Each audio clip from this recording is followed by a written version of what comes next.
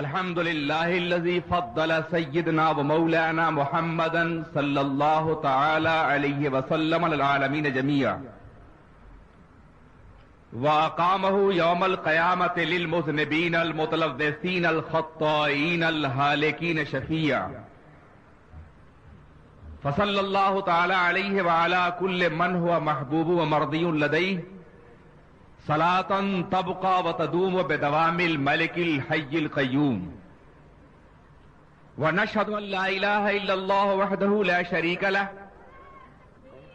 ونشهد أن سيدنا ومولانا محمدا عبده ورسوله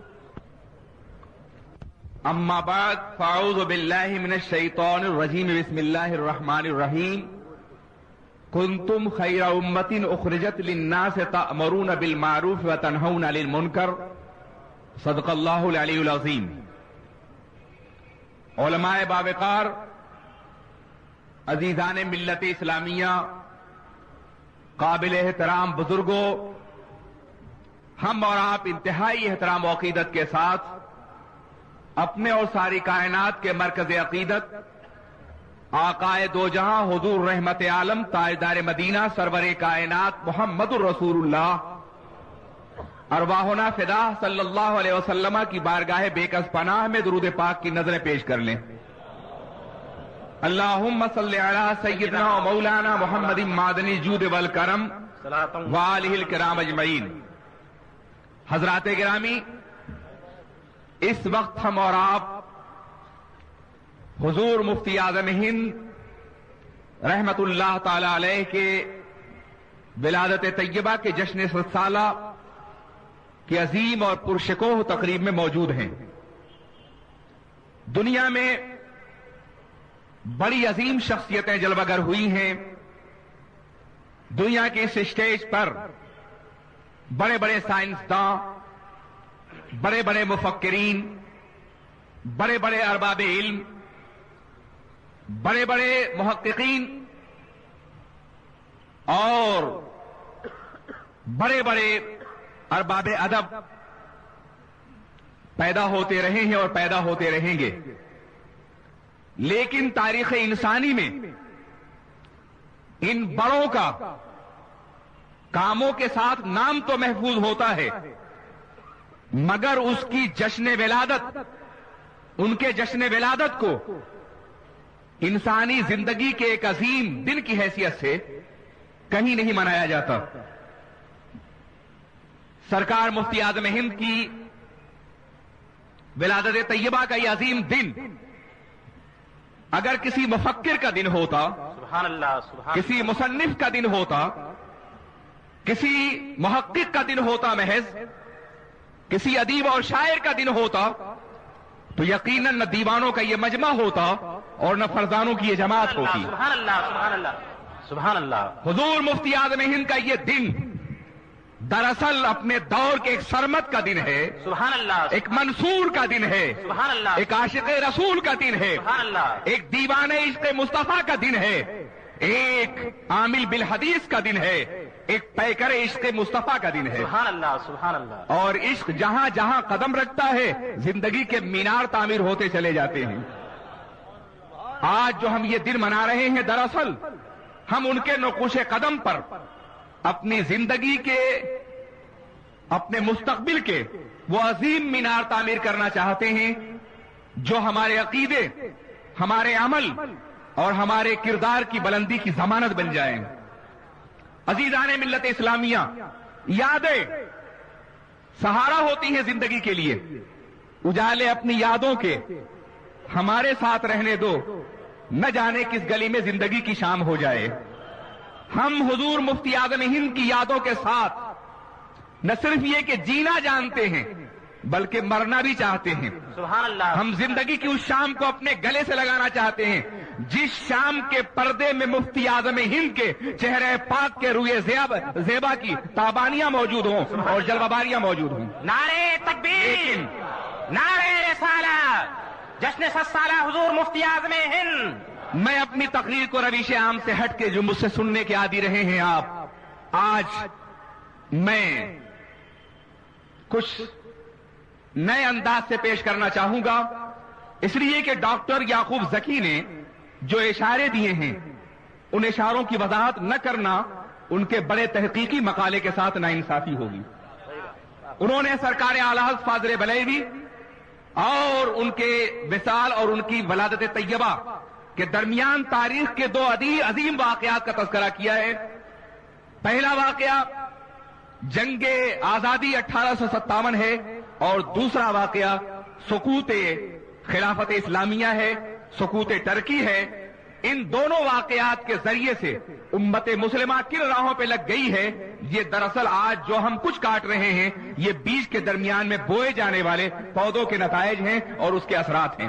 عزیزان ملت اسلامیہ، قابل احترام بزرگوں اور دوستوں، وہابیت کیا ہے، یہ کس طرح سے پیدا ہوئی اور کس طرح سے اس نے جنم لیا، اس کو دیکھنا ہے تو 1857 سے پہلے کی تاریخ کا آپ کو مطالعہ کرنا ہوگا. عزیزان ملت اسلامیہ، میں دنیا بھر کے انسانوں کو چیلنج کر کے کہتا ہوں، وہ افریقہ کا بسنے والا انسان ہو، وہ امریکہ کا بسنے والا مسلمان ہو، یورپ کا بسنے والا ہو، سعودی عرب کا بسنے والا ہو، حجاز مقدس کا بسنے والا ہو یا ہندوستان کی زمین کا بسنے والا ہو، 1857 سے پہلے تم دنیا میں مسلک اہل سنت کے علاوہ دنیا میں کوئی تحریک نہیں دکھا سکتے ہو، کوئی دوسرا عقیدہ نہیں دکھا سکتے ہو. سبحان اللہ، سبحان اللہ، سبحان اللہ. تم دکھا ہی نہیں سکتے. 1857 کے انقلاب سے پہلے انگریز اسے غدر کا نام دیتا ہے، انگریز اسے دراصل دھوکے کا نام دیتا ہے، انگریز اسے بغاوت کا نام دیتا ہے، مگر ہم اسے جہاد آزادی کا نام دیتے ہیں، جہاد حریت کا نام دیتے ہیں، ہم اسے ضمیر و فکر کی آزادی کا نام دیتے ہیں، ہم اسے اس بات کے نام سے منسوب کرتے ہیں کہ ہم نے پہلی بار خاص طور پہ مسلم قوتوں نے جمع ہو کر کے انگریزوں کے خلاف جہاد کیا اور اس بات کی کوشش کی کہ ان کی غلامی کی زنجیریں اپنے گلے سے اتار دیں اور اپنے قدموں سے توڑ دیں. اس جہاد آزادی کے بعد انگریزوں نے سوچ لیا، انگریزوں نے محسوس کر لیا، انگریزوں نے جان لیا کہ بغاوت اگر کی ہے، انقلاب کا پرچم اگر بلند کیا ہے تو علماء حق نے کیا ہے، اہل حق نے کیا ہے، حضرت علامہ فضل حق خیر آبادی نے کیا ہے، جناب کفایت علی کافی نے کیا ہے، حضرت شہیدی نے کیا ہے اور دوسرے اکابرین نے کیا ہے. یہ علماء اہل سنت ہیں، یہ علماء حق ہیں. اگر یہ زندہ رہے تو امت مسلمہ کو پھر جمع کیا جا سکتا ہے. اس لیے انہیں انڈمان بھیج دو، انہیں درختوں پہ سولی دے دو اور پھر 1857 کے چند سال کے بعد ایک نیا مدرسہ قائم کرو جہاں غلاموں کی جماعت پیدا کی جائے، جہاں خریدے ہوئے افراد کی جماعت پیدا کیا جائے، جہاں ان کے ذہن و فکر کے لوگ پیدا کیے جائیں.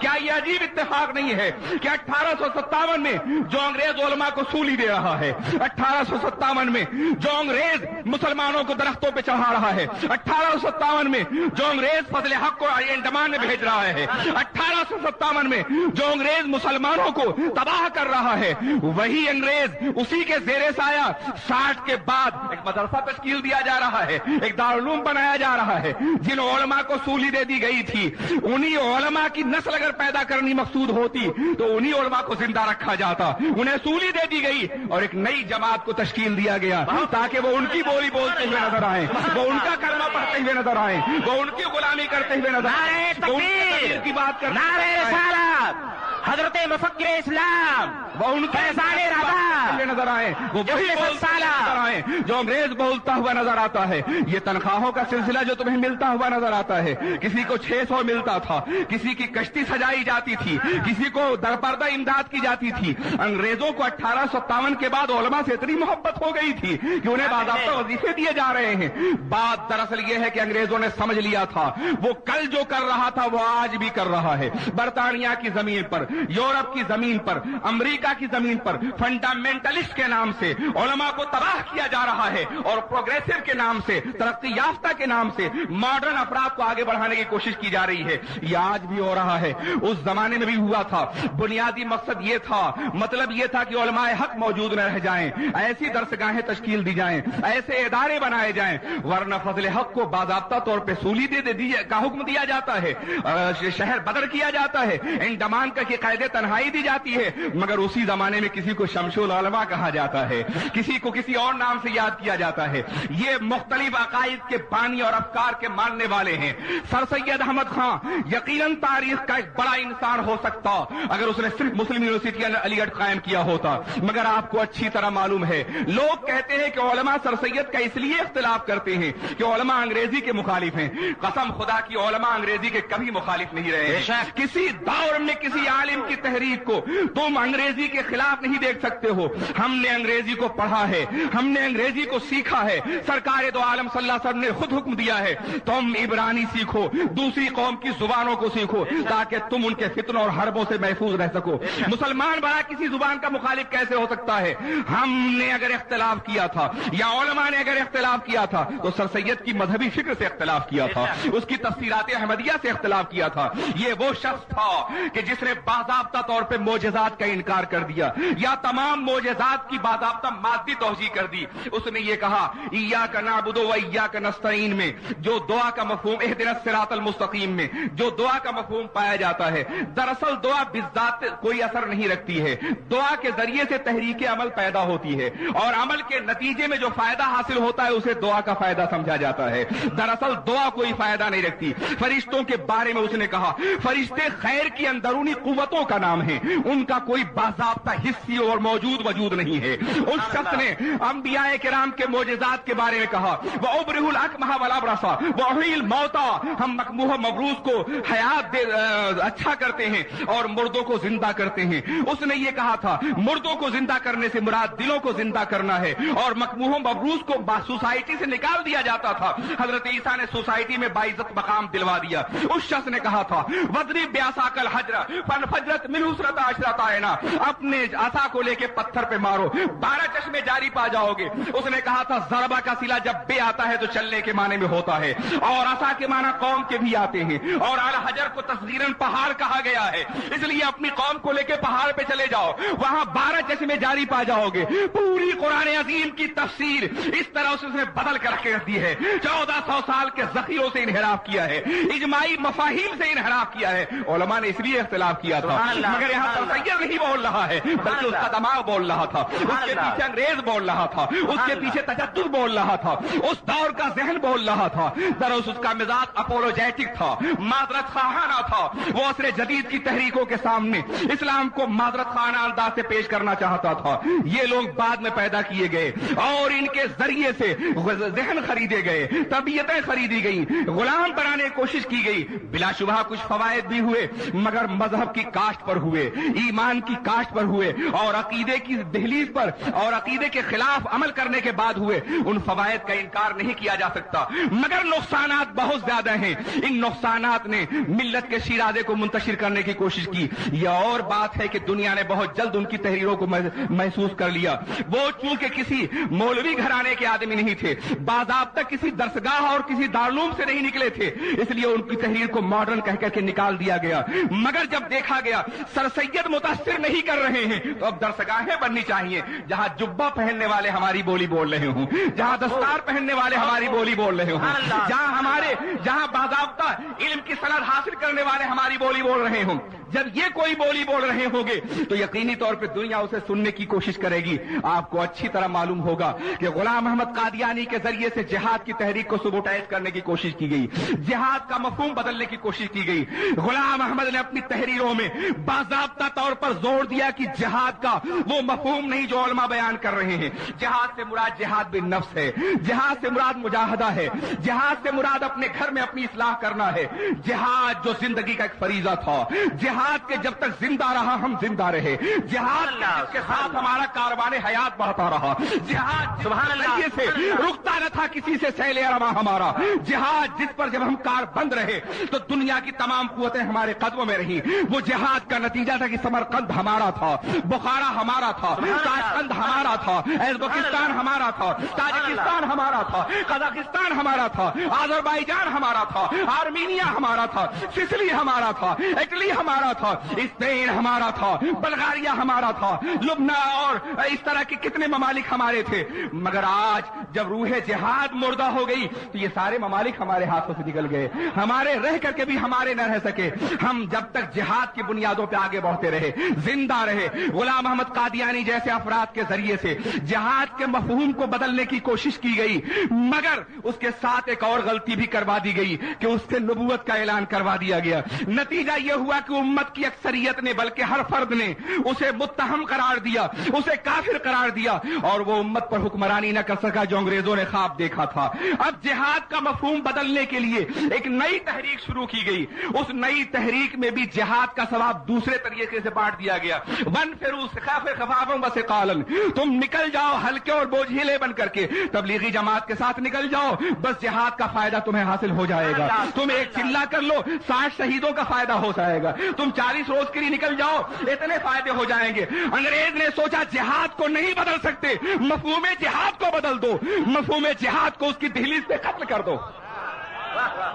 نعرہ تکبیر، نعرہ رسالہ، جشن 7 سالہ حضور مفتی اعظم ہند، علماء اہل سنت، حضرت مفکر اسلام فیضان رضا، پورے تبلیغی لٹریچر کو پڑھو، جہاد کا سارا ثواب چلت پھرت کو دے دیا گیا ہے، جھوٹی روایات کر دی ہیں، جہاد کی جتنی بھی آیتیں ہیں وہ سب چلوں کے حوالے کر دی گئی ہیں، ورنہ ان چلوں کے لیے کوئی آیت نہیں ہے قرآن میں۔ میں چیلنج کر کے کہتا ہوں کہ ان چلوں کے لیے کوئی حدیث نہیں ہے، یہ چلے بدعت سیاح ہیں، نہ عہد رسالت میں موجود تھے، اور نہ عہد خلافت میں موجود تھے، اور نہ عہد تابعین میں موجود تھے، نہ عہد خلفاء میں موجود تھے، نہ عہد نعرہ تکبیر کی کوئی حیثیت نہیں۔ نعرہ رسالہ، اسلام زندہ باد، اسلام۔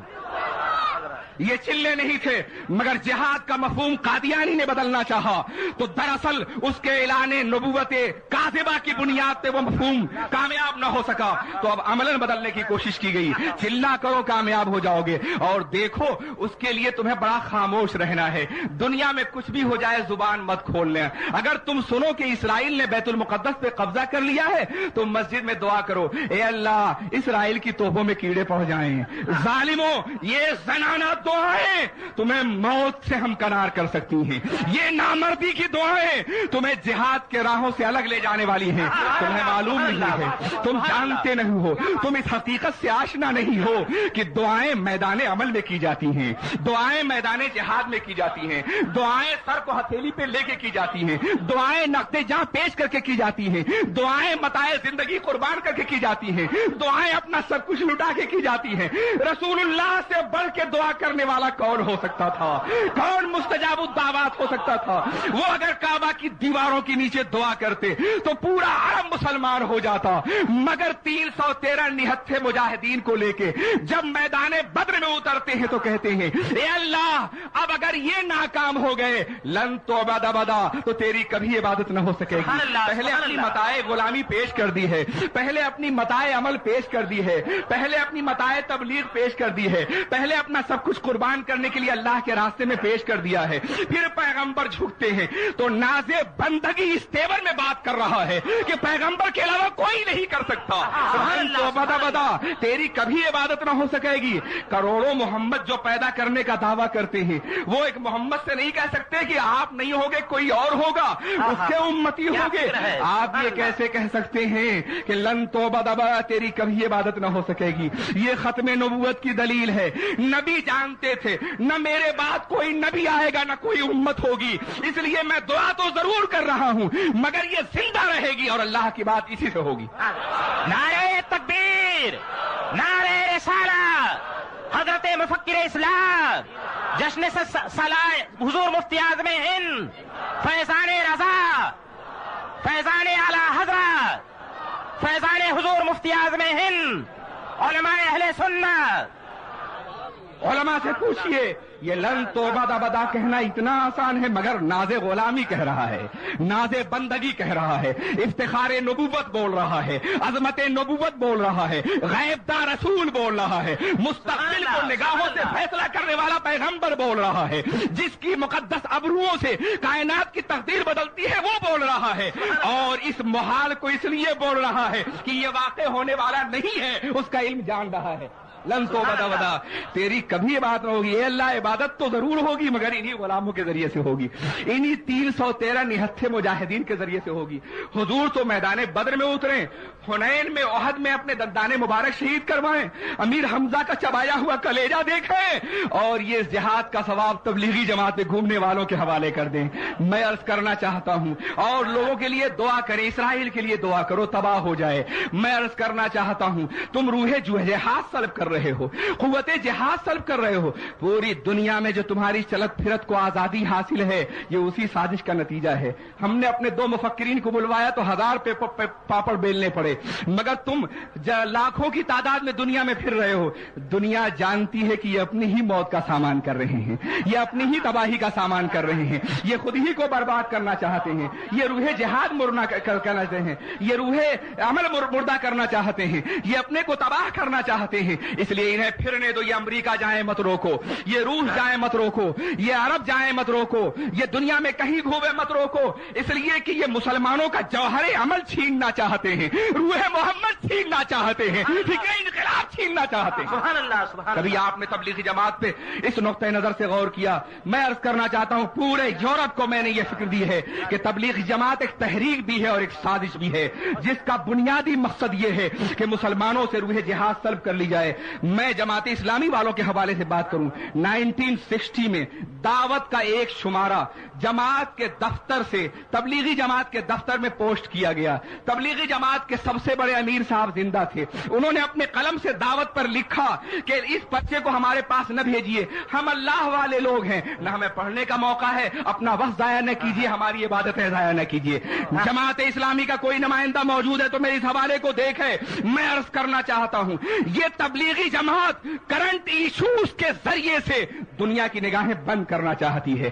دروازے پہ طوفان دستک دے رہا ہو، مسلمان آشنا نہ ہو، قیامتیں ٹوٹ رہی ہوں، مسلمان آشنا نہ ہو، حوادثات آ رہے ہوں، مسلمان آشنا نہ ہو، ارتداد پھیل رہا ہو، مسلمان آشنا نہ ہو، خاک و خون میں کھلانے کی تیاری کی جا رہی ہو، مسلمان آشنا نہ ہو، زمینیں لٹ رہی ہوں، مسلمان آشنا نہ ہو، آبروئیں برباد ہو رہی ہوں، مسلمان آشنا نہ ہو۔ آپ صرف تسبیح گھماتے رہیں، آپ صرف عبادت کرتے رہیں، آپ صرف چلا کاٹتے رہیں، کاروبار نہ کرو عبادت کرو، جی ہاں بزنس نہ کرو عبادت کرو، جی یونیورسٹی مت جاؤ اللہ پاس کرا دے گا عبادت کرو۔ اسباب و وسائل کی دنیا پہ ضربیں لگانے والے، ٹھوکریں لگانے والے، خالق اسباب کی تخلیق اسباب کی مخالفت کر رہے ہیں۔ اس نے زندگی کی عظمتیں اسباب کی بنیاد پہ ہمیں عطا فرمائی ہیں، یہ اسباب سے بے نیاز کرتے ہیں۔ کتنا ذہین طالب علم ہے، جیومیٹری پڑھ رہا ہے، فلسفہ پڑھ رہا ہے، ٹیکنالوجی کی لائنوں میں آگے بڑھنا چاہتا ہے، دنیا کی زندہ قوموں کے برابر ہونا چاہتا ہے، ایک چلا دلوا دیا، ذہانت کا چراغ بجھ گیا ہے، اب ایک دوسرا گھٹا اس کے اوپر آ گیا ہے۔ میں عرض کرنا چاہتا ہوں موت کا سامان کرنے والے ہمارے طلبہ کو یونیورسٹیوں سے لے جاتے ہیں، ہمارے کاروباریوں کو باضابطہ بزنس سے لے جاتے ہیں، ہمارے عاملین کو عمل کے میدان سے لے جاتے ہیں، انہیں ناکارہ بنا دیتے ہیں، انہیں ذلیل بنا دیتے ہیں، انہیں بھکاری بنا دیتے ہیں، انہیں رسوا بنا دیتے ہیں، انہیں ٹھوکروں میں ڈالتے ہیں، انہیں تباہیوں سے بچاتے ہیں۔ تم سمجھتے ہو ہم کسی فرقے کے خلاف بول رہے ہیں؟ عزیزان ملت اسلامیہ، جب بھی اسلام پہ ضرب لگائی جائے گی تو ضمیر مومن تڑپے گا۔ تم ان کی چلت پھرت کا جائزہ لو، تم ان کی عبادتوں کا جائزہ لو۔ کیا اسلام صرف نظام عبادت کا نام ہے؟ یہاں پڑھا لکھا طبقہ بھی موجود ہوگا، مجمع میں بھی یقیناً ذہین لوگ ہوں گے۔ اسلام میں عبادت ایک حصہ ہے، اسلام دراصل پورے نظام زندگی کا نام ہے، پورے آئین حیات کا نام ہے۔ اسلام نظام معاش بھی ہے، اسلام نظام معیشت بھی ہے، اسلام نظام تہذیب بھی ہے، اسلام نظام تمدن بھی ہے، اسلام نظام جہاں بھی ہے، اسلام قدر ویلوز آف لائف کا نام ہے، اسلام زندگی کی اقدار کو نمایاں کرنے کا نام ہے، اسلام جہاد مسلسل ہے، اسلام سید پیغام ہے، اسلام تبلیغ اعظم ہے، اسلام دنیا کے ہر میدان میں آگے بڑھنے کی بھرپور صلاحیت کا نام ہے، اسلام دراصل یقین محکم ہے، یقین محکم عمل پیغام، جہاد زندگانی میں ہے یہ مردوں کی شمشیریں، یہ دراصل اسلام کی تعبیر تھی، مگر آج یہ عالم یہ ہے کہ روٹھے ہوئے چہرے اور انتہائی مایوس اور بجھے ہوئے دماغ، ذہانتوں سے معرہ صورتیں گلیوں میں ایک مخصوص لباس پہن کر کے لوگوں کو نماز کی دعوت دے رہی ہیں، دعاؤں کی دعوت دے رہے ہیں۔ ایسا نظام بنایا ہے ظالموں نے کہ سوچنے کا موقع بھی نہ ملے، گھر سے نکلو تو یہ کرو، کھڑے ہو کر کے دروازے پہ دعا کرو، پھر اسٹیشن پہ کھڑے ہو کے دعا کرو، جب اترو تو دعا کرو، اس کے بعد دو گروپ میں تقسیم ہو جاؤ، آبادی کے سرمایہ داروں کے پاس جاؤ اور اس کے بعد غریبوں کے پاس جاؤ، پہلا چلہ کرو، حلقہ بناؤ، 24 گھنٹہ اس میں مصروف کر دیا گیا ہے۔ وہ کیا جانے کی قیامتیں کیا چاہ رہی ہیں، وہ کیا جانے کی برق باضابطہ نشانہ بنا رہی ہے، وہ کیا جانے کی آشیاں لٹنے والا ہے۔ تمہیں کالی گھٹا کا بھی نہیں پہچاننا آتا، نشیمن سے دھواں اڑتا ہے، تم کہتے ہو ساون ہے۔ سبحان اللہ، نعرہ تکبیر، نعرہ رسالت، جشن 7 سالہ حضور مفتی اعظم ہند، آج کے دور میں تبلیغی جماعت اسلام کے خلاف سب سے بڑی سازش ہے۔ میں اسے دنیا کے کسی بھی میدان میں چیلنج کرنے کے لیے تیار ہوں۔ ان کے اعمال، ان کی 6 باتوں کی تبلیغ اور ذہانتوں کے بجھے ہوئے چراغوں کو دکھا کر کے میں بتانے کے لیے تیار ہوں کہ یہ لوگ دراصل یہ چاہتے ہیں کہ مسلمان دنیا سے بے خبر ہو جائے۔ آج کے دور میں معاش کی بنیاد پر یہودی، تھوڑا سا یہودی پوری دنیا پہ حکومت کر رہا ہے، میڈیا اس کے قبضے میں ہے، تجارت اس کے قبضے میں ہے، ذہن اس کے قبضے میں ہے، سائنس اس کے قبضے میں ہے، فکر اس کے قبضے میں ہے، فلسفہ اس کے قبضے میں ہے۔ نتیجہ یہ ہے کہ چند لاکھ یہودی دنیا کے کروڑوں انسانوں پر، وہ مسلمان ہو یا عیسائی ہو، دونوں پہ حکومت کر رہے ہیں۔ آپ کو غلط فہمی ہے کہ امریکہ خامخواہ ان کی تائید کر رہا ہے۔ امریکہ ان کے سائنسدانوں کے سامنے گھٹنا ٹیک چکا ہے، ان کے ٹیکنیشین کے سامنے مجبور ہو چکا ہے، ان کے باضابطہ میڈیا کے سامنے بے بس ہے، ان کے ڈسکوری کرنے والے اور محققین کے سامنے وہ کچھ بھی نہیں کر سکتا۔ برطانیہ کی میں چند لاکھ یہودی ہیں مگر پارلیمنٹ پہ ان کا قبضہ ہے، چند لاکھ یہودی امریکہ میں بس رہے ہیں مگر باضابطہ ان کی لابنگ کے ذریعے سے اور ان کے پریشر گروپ کے ذریعے سے امریکی حکومت نے ہمیشہ سر جھکایا ہے۔ یہ دنیا میں جینے کا طریقہ ہے، مگر تمہارا یہ عالم ہے کہ تم دنیا میں آنکھیں بند کر کے جینا چاہتے ہو۔ جس حکومت نے تم کو اسپانسر کیا، جس حکومت نے تم کو دنیا بھر میں پھرایا، جس حکومت نے صرف برطانیہ میں 400 تبلیغی جماعت کے مولویوں کو وظیفے 20,000 پاؤنڈ پر ایئر کے اعتبار سے دیا، اس حکومت پر جب وقت آیا تو امریکہ آیا وہاں تحفظ کے لیے، مگر خود اس حکومت کے لوگ اسلحے استعمال کرنے کی صلاحیت نہیں رکھتے، وہ عیاشیاں کر رہے ہیں، اس لیے کہ جو ذہن تم نے بنایا ہے وہ ذہن مجاہدانہ ذہن نہیں ہے، وہ ذہن موت کی طرف لے جانے والا ہے۔ اسلام نظام عبادت بھی ہے مگر نظام جہاد بھی ہے۔ جب عبادت اور جہاد ساتھ ساتھ چلتے تھے تو مسلمان کامیاب تھا، لیکن جب عبادت سے جہاد کو الگ کر دیا گیا تو عبادت موجود رہی مگر مسجدیں لوٹتی رہی، عبادت موجود رہی غرناطہ تباہ ہوتا رہا، عبادت موجود رہی سسلی کا سہاگ لوٹتا رہا، عبادت موجود رہی تاشقند کمیونزم کے قبضے میں جاتا رہا، عبادت موجود رہی مرقد بخاری پر دوسروں کا قبضہ رہا، عبادت موجود رہی اصول الشاسی کے مصنفین کے آثار مٹا دیے گئے، مصنف کے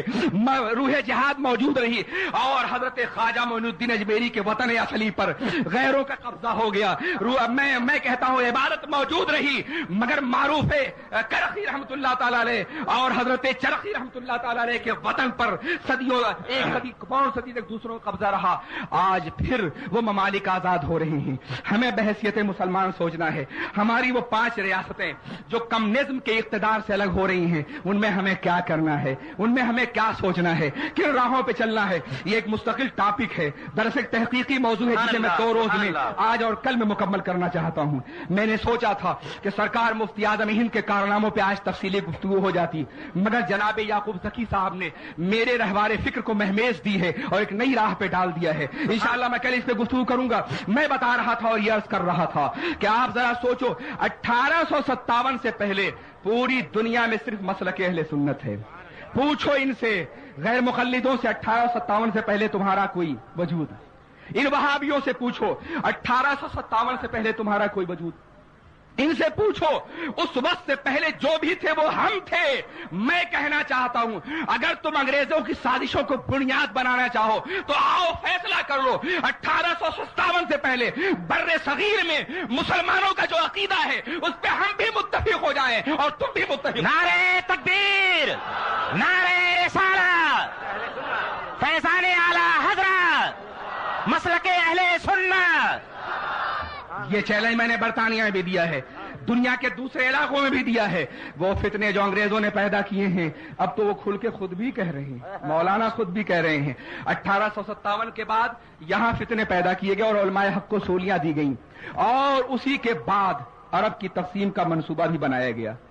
उसी के बाद बनाया गया लॉरेंस ऑफ अरबिया, तारीख का बड़ा ही नामवर इंसान है, बड़ा ही मशहूर मुनाफिक, बड़ा ही अजीम दज्जाल, अरबों को अरबियत का शऊर देने वाला और अरबी कौमियत पर माइल करने वाला और टर्की के खिलाफ ऐलान बगावत करने वाला लॉरेंस ऑफ अरबिया आज भी बरतानवी तारीख में और बाज़ाब्ता तौर पे जिंदा है। आप अच्छी तरह जानते हैं ये शख्स कौन था। बात दरअसल ये हुई कि टर्की से खौफ हमेशा यूरोप को रहा है।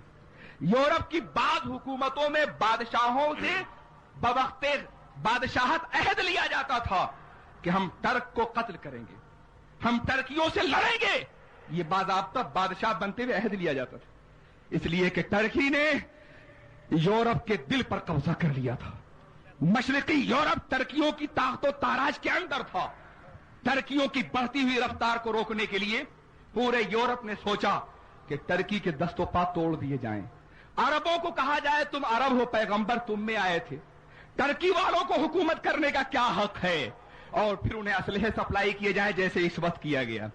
नतीजा यह हुआ लॉरेंस ऑफ अरबिया ने कबाइल का दौरा किया, नजद का दौरा किया, इराकी कबाइल का दौरा किया, मिस्री कबाइल का दौरा किया और उनको बताया, उनको जहन दिया तुम्हें टर्की की गुलामी से निकलना होगा, हम असलहा सप्लाई करेंगे। चुनांचा फ्रांस से असलहा दिया, यकीन मान लो बरतानिया असलहा देता रहा और उसके बाद बाज़ाब्ता इन्हें खिलाफत इस्लामिया के खिलाफ आमादा किया गया। भूल गए हो मोहम्मद अली जौहर को, भूल गए हो शौकत अली को, इनसे पूछो, इनकी किताबों का मुताला करो, उस दौर में इनकी तहरीक का मुताला करो कि जब सऊदी कब्जा हो रहा था, मज़ारात ढाए जा रहे थे तो ये रोते हुए गए थे कि ऐसा मत करो, ऐसा मत करो। ये बरेली के खानवादे के लोग नहीं थे।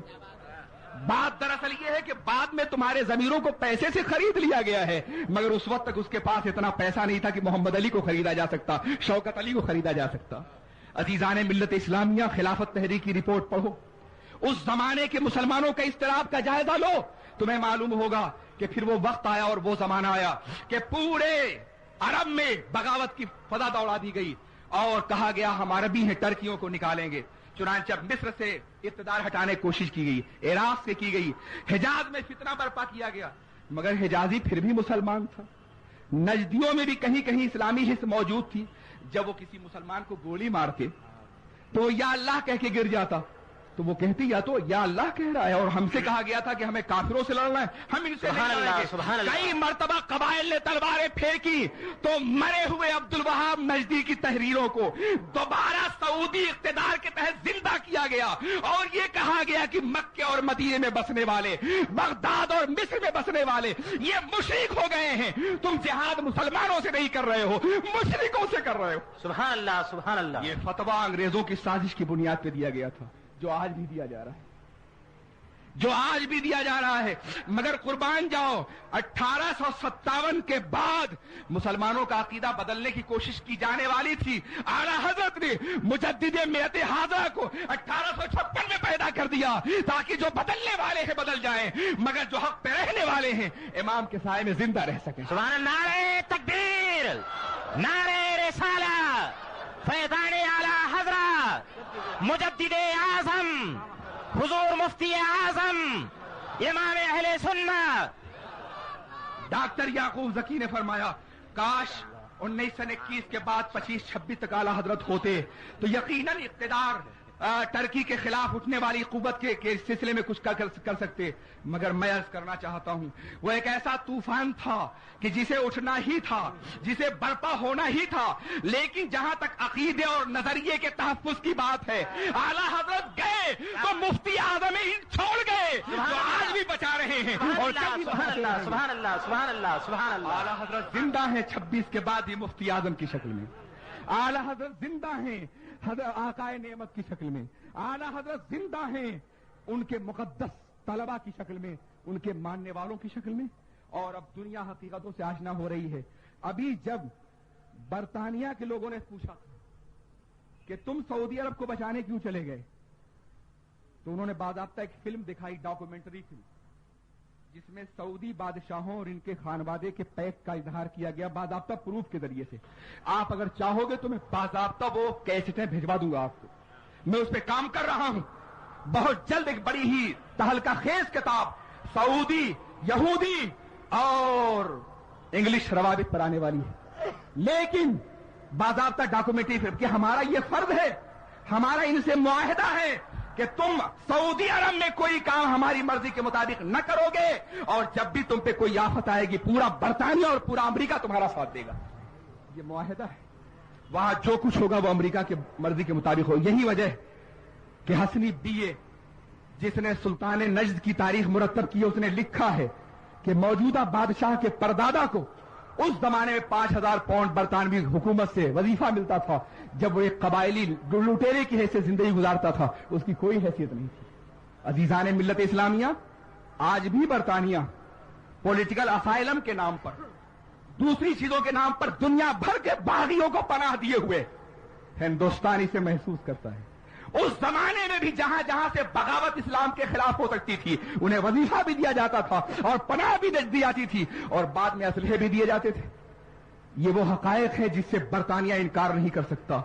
अजीजान मिल्लत इस्लामिया, नतीजा ये हुआ कि बाज़ाब्ता लॉरेंस ऑफ अरबिया के बर्पा किए हुए तरीके से हुकूमतें टर्की का टुकड़ा टुकड़ा कर दिया गया। इराक अलग हो गया, कुवैत अलग हो गया, मिस्र अलग हो गया, दमिश्क अलग हो गया, हिजाज अलग हो गया, और फिर इनमें भी बाज़ाब्ता एक दूसरे को लड़ाया गया। नतीजा यह है कि वो कौम जो दुनिया की इमामत कर सकती थी, वो अपने जमाने के पीछे लगी हुई है।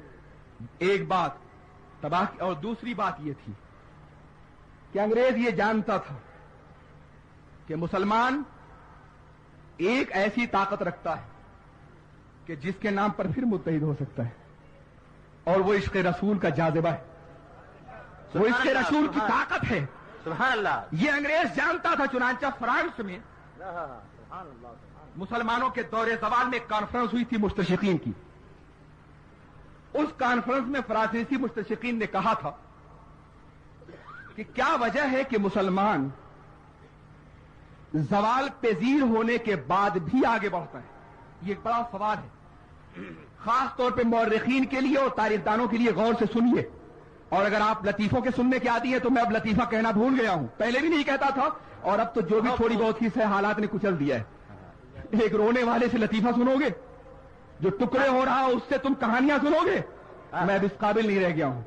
इसलिए अगर गौर से मेरी बात सुन सकते हो तो सुनो, शायद मैं तुम्हें कोई मुताला पेश कर सकूं और तुम्हारे लिए मुताले के हजारों दरवाजे खोल सकूं। सुभान अल्लाह। देखो, फ्रांसीसियों ने यह सोचा कि ऐसा क्यों होता है। उनके सामने तारीख के कुछ हवाले थे। उन्होंने ये कहा कि एक तहजीब जब सियासी मौत मर जाती है तो फिर नहीं उभरती। क्या बात। यूनान अपनी सियासी मौत मर गया, फिर नहीं उभरा। कन्फ्यूशस का चीन अपनी सियासी मौत मर गया, फिर उसकी तहजीब नहीं उभरी। औस्ता का ईरान अपनी तहजीबी मौत मर गया, फिर नहीं उभरा। अरस्तु और सुकरात का मुल्क अपनी फिक्री मौत मर गया, फिर नहीं उभरा। मिस्र की फरायना की तहजीब मर गई, फिर नहीं उभर सकी। और इसी तरह से एक और मुल्क है जहां बहुत कुछ लिखा गया मगर फिक्री मौत के बाद फिर नहीं उभर सका। तो जब दुनिया में हमेशा ऐसा होता आया है कि एक मुल्क, एक कौम जब अपनी तहजीबी और फिक्री मौत मर जाती है तो फिर नहीं उभरती, तो स्पेन के जवाल के बाद मुसलमानों को मर जाना चाहिए था। बगदाद के हलाकू के तबाही के बाद मुसलमानों को मर जाना चाहिए था, दिल्ली का सुहाग उजड़ने के बाद मुसलमानों को मर जाना चाहिए था। मगर ये क्या मामला है कि जिस सदी में 1491 में स्पेन में ज़वाल हो रहा है, जावा और समातरा की ममलकतें इस्लाम के आगोश में दाखिल होती जा रही हैं। इस्लाम की फितरत में कुदरत ने लचक दी है, उतना ही ये उभरेगा जितना तुम दबाओगे। जहां में अहले ईमान की सूरत खुर्शीद जीते हैं, डूबे उधर निकले, उधर डूबे इधर निकले। नारे तकबीर, नारे रिसाला, इस्लाम इस्लाम इस्लाम। स्पेन मुसलमानों का मरकज था, मगर वहां ज़वाल हो रहा है। और उससे बड़ी ममलकत इंडोनेशिया दुनिया की इस्लामी नक्शे पे उभर रही है। आज दुनिया की सबसे बड़ी ममलकत, कोई मोहम्मद इब्ने कासिम नहीं पहुंचा, कोई तारिक इब्ने ज़ियाद नहीं पहुंचा, कोई हजरत खालिद इब्ने वलीद नहीं पहुंचे। उस सरजमीन पर कोई फातेह नहीं पहुंचा, उस सरजमीन पर सिर्फ इस्लाम पहुंचा। एक ताजरों के हाथ में माले तिजारत था या कुरान था, इसके जरिए से इतनी बड़ी ममलकत वजूद में आई। हैरत ज़दा हो गए। स्पेन के ज़वाल के बाद तो टूट जाना चाहिए, मगर ये क्या कि इस्लाम फैल रहा है। बगदाद जब बिखरा था तो सादी ने मरसिया लिखा था, आसमारा हक बवद गर खूं बबारत बर जमी बर सुकूते मुल्क मुस्तासम अमीरुल मोमिनी। ये पर्शियन लब बोले जाए, आप लोग मजाक न उड़ाइएगा।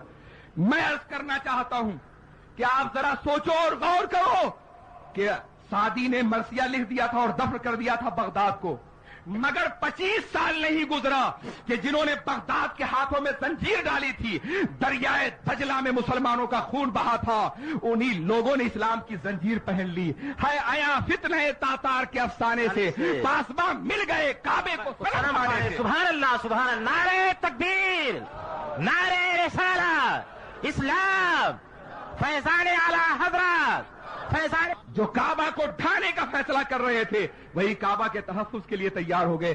दुनिया हैरत ज़दा। इस्लाम सियासी एतबार से भी टूटता है, तलवार भी टूटती है, इक्तिसादी एतबार से मरता है, फिर भी आगे बढ़ रहा है।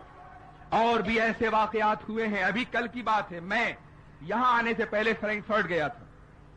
फ्रैंकफर्ट में मैंने एक नए इस्लामिक सेंटर की बुनियाद रखी है, इंशाअल्लाह बहुत जल्द बन जाएगा। मगरबी जर्मनी में यह फितना बहुत आगे बढ़ गया है कादियानियों का। वहां इत्तेफाक से इंडियन और पाकिस्तानी मुसलमान 4000 है और कादियानी पॉलिटिकल असाइलम लेकर के 8-10 हजार पहुंच चुके हैं। एक बहुत बड़ा चैलेंज है हमारे सामने। वहां हमने एक इदारा वहां कायम किया है, इंशाअल्लाह कामयाबी होगी। मैं अर्ज करना चाहता हूं कि उस इदारे के कयाम के सिलसिले में गया तो अमेरिका के काले फौजी जो बरतानिया में तकसीम बर्लिन के जमाने से मौजूद है, कम्युनिज्म ने जब आधा बर्लिन तकसीम करवा लिया था, उसके जमाने से अमेरिका की रिजर्व फोर्सेस बर्लिन की हिफाजत के लिए बाकायदा जर्मनी के मुख्तलिफ ममालिक मौजूद है और फ्रैंकफर्ट में भी उनका एक मरकज है। वहां कुछ काले मुसलमान आए और उन्होंने मुझे तकरीर की दावत दी। मैं गया तो मालूम हुआ कि बगदाद की जंग के बाद कमोबेश 150 काले फौजियों ने इस्लाम कबूल कर लिया। सुभान अल्लाह, सुभान। नारे तकबीर, नारे रिसालत, फैजाने हुजूर गौसे आजम जिंदाबाद, इस्लाम जिंदाबाद, नारे तकबीर, अल्लाहु अकबर। मैं रोता रहा, मैं बेकरार रहा, मैं उन कालों को देखता रहा। मैंने कहा कि जवाल के बाद तो लोग टूटी हुई तलवार का साथ नहीं देते, तुमने ऐसे वक्त में कैसे इस्लाम कबूल कर लिया? तो उन्होंने कहा हमने महसूस कर लिया है कि हमारी रगों का खून पेट्रो डॉलर के लिए बाज़ाब्ता तौर पर चूसा गया है और बहाया गया है। अजीजान मिल्लत इस्लामिया, इस्लाम फैल रहा है। इस टॉपिक पर कॉन्फ्रेंस हुई। सोचना यह था कि इस्लाम क्यों फैल रहा है। तलवारें टूटती हैं, मुल्क तबाह होते हैं, बगदाद और गरनाता और दिल्ली उजड़ते हैं और इस्लाम फैलता है। तो सबों ने मिल करके जो नताइज किए मैं बता रहा हूं। उन्होंने कहा मुसलमानों के पास एक ऐसी ताकत है जिसका दुनिया के किसी भी मजहब में कोई जवाब नहीं। दुनिया का हर मजहब सिर्फ दिमाग रखता है, मगर मुसलमान दिल भी रखता है।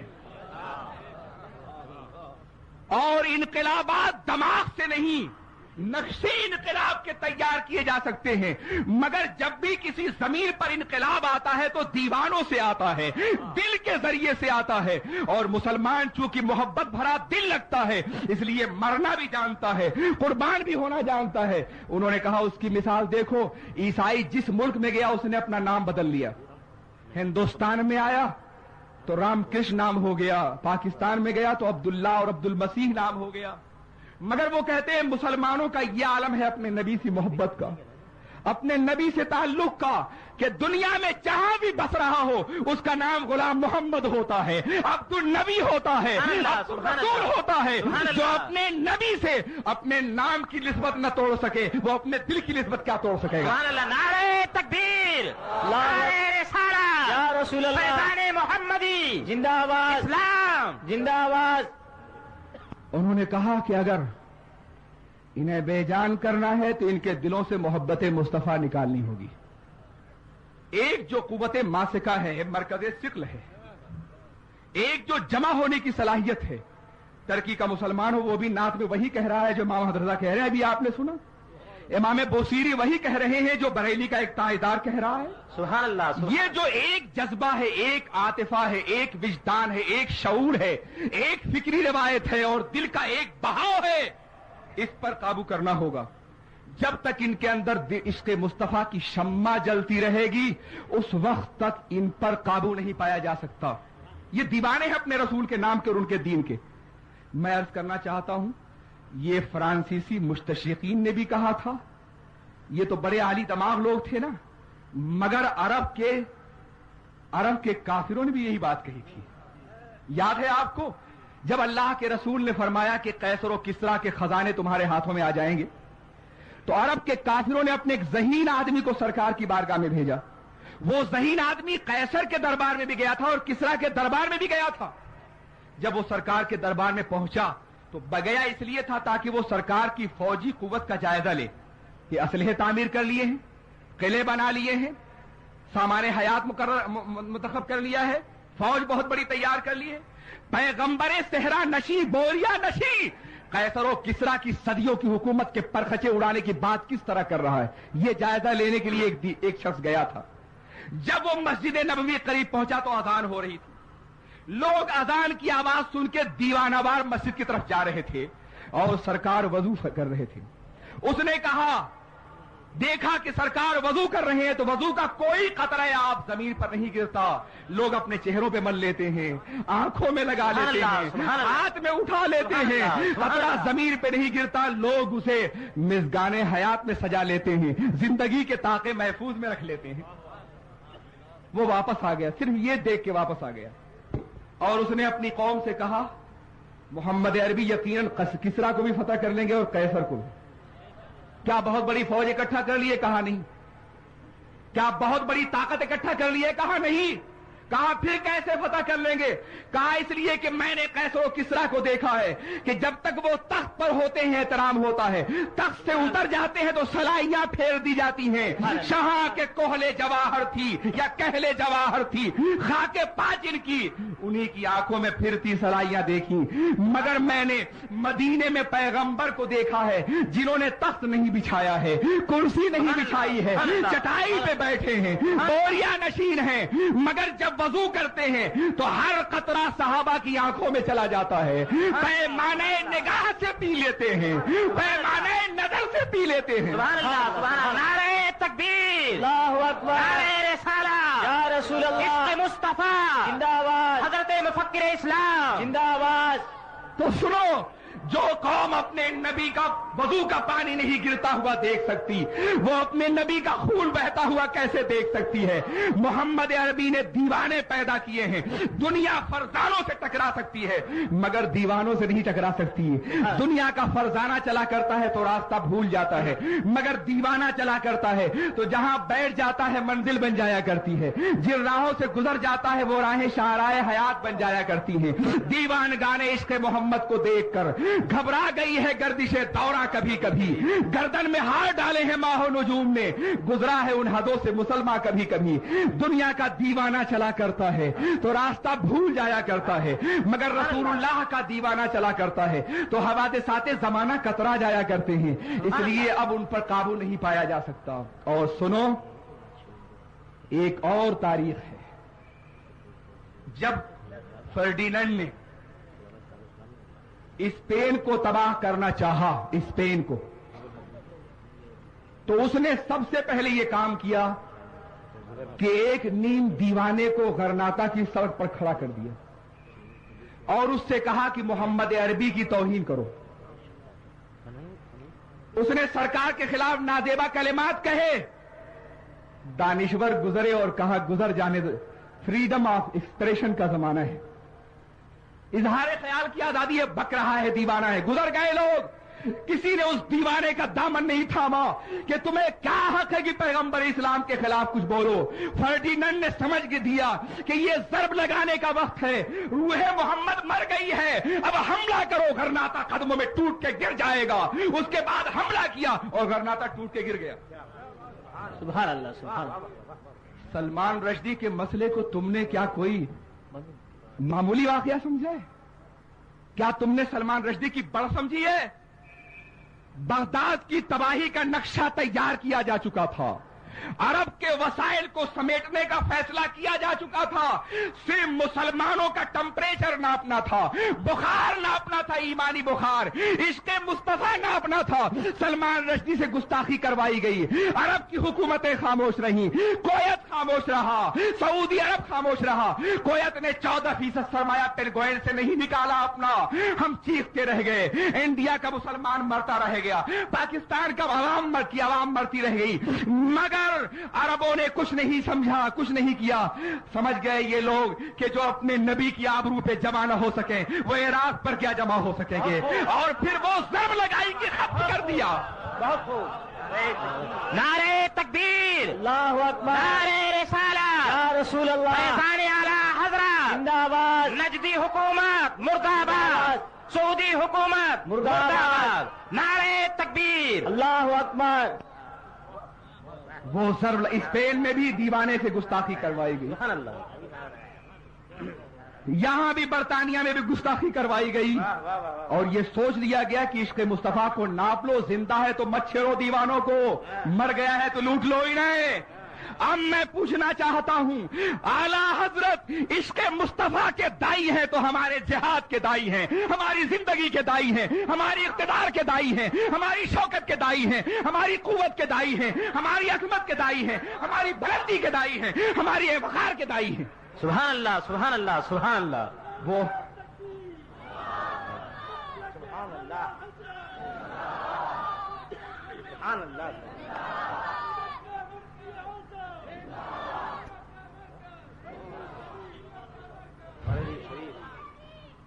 یہ وہ دعوت دینا چاہتے ہیں جس سے ہم زندہ رہیں۔